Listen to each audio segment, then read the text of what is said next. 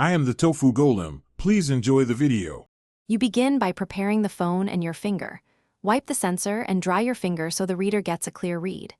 Once done, make sure you have a backup lock like a PIN or pattern because the system requires one.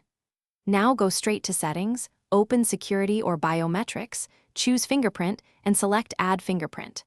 Follow prompts, placing different parts of the fingertip on the sensor so the system captures edges, center, and angles for reliable recognition later.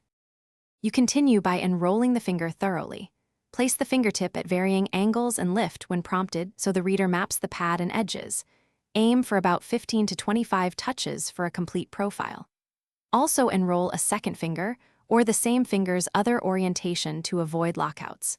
Once enrolled, make sure to enable fingerprint use for screen unlocking and any supported app locks so the biometric is actually applied. This is why you enrolled multiple angles, to reduce false rejects during real use. You finish by testing the lock across common grips. Perform 5 to 10 unlock attempts with relaxed pressure, side angles, and after picking the phone up. Then set a sensible screen lock timeout and confirm your backup PIN works. If recognition is intermittent, try one key troubleshooting tip. Clean the sensor and your finger, then delete and re-enroll the fingerprint capturing edges you missed.